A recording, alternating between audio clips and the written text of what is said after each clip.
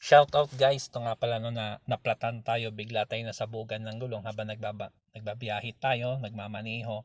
So nasabugan po tayo ng gulong dahil nga po hindi inaasahan, nakasagasa po tayo ng isa pong bakal na kung saan ay naging sanhi ng pagsabog ng ating gulong, at pasalamat tayo, mayroon po tayong spare tire. Kung wala, paano na kung wala tayong spare tire, mangangapa tayo at mahihirapan kayo. Mahalaga ang may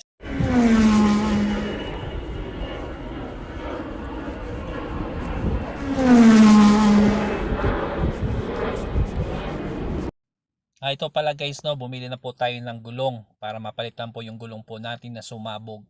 Mahalaga po sa pagbili po natin ng gulong, kailangan malaman natin kung ano po at kailan siya ginawa ang gulong upang ang gulong po natin ay hindi po ma-expire. So sa pagbili po ng gulong, importante tingnan natin kung yung size, yung taas niya, yung lapad, kailangan pare-pareha siya para hindi siya magkaroon ng diferensya ang iyo pong gulong ng sasakyan. So makikita po natin, papakita po natin ang gulong po natin katulad dito. Tinignan po natin kung kailan po siyang ginawa. 27, 20. So wala pa isang taon. So makikita po natin ang gulong po natin ay bago pa lamang at nakita po natin talaga siya, hindi po siya stock. Kaya kung tayo po yung bumili ng gulong, kinakailangan po natin, tignan po natin kung kailan po manufacture po ng gulong natin para malaman natin at hindi tayo mahihirapan kapag ginagamit po natin, hindi siya basa-basa sumabog, hindi siya basa-basa masira o mapudpod ang ating pong gulong, sapagkat ito po ay meron pong expire ang ating pong gulong. Sabi nga natin, ang tinatagal lamang po ng gulong ay 2 years.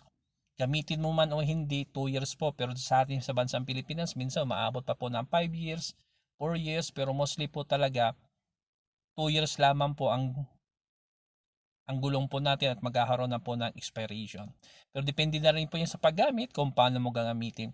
So natapos kayo na ayaw niya pong i-balancing. So ni-require ko sa kanya na kailangan mo i-balancing ang gulong ko. So kinakailangan kasi pag hindi po natin pinabalance ang gulong, ang mangyayari po sa takbo ng gulong natin, minsan magkakaroon ng vibration sa manubila, magkakaroon ng kabig sa kaliwa. So pag nagpalit po tayo ng gulong, lalo-lalo na sa harapan, ay kailangan po natin siyang i-balance. Marunong ka man po hindi, pero kailangan mo tignan ang pag-balance niyan. Kailangan mo makita yan 0-0. So yung paglagay po ng tingga na yan po yung binabalance yung gulong natin.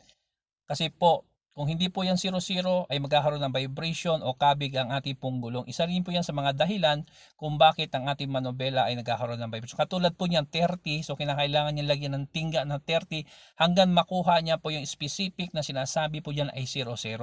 So yan po guys, no, kahit hindi po tayo marunong maglagay, pero importante maging aware tayo sa ating pong ginagawa, aware tayo sa ating pong pagpalit ng gulong, at kung magpalit po tayo ng gulong, palagi ugaliin po natin na palagi po natin po siyang i-balance ang ating pong gulong upang sa pagbaniho, pagtakbo po natin ay maganda po ang takbo ng ating pong sasakyan. Katulad niyan, kahit ikaw lang po tumingin, kailangan makita mo lamang siya na kailangan mo lamang na 0-0 para masabi po natin ang ating pong gulong ay balance. So kung hindi ka pa po guys nakasubscribe sa channel ko, huwag mo kalimutan i-hit ang bell button na yan at sabay mo na ng subscribe. Salamat guys, God bless.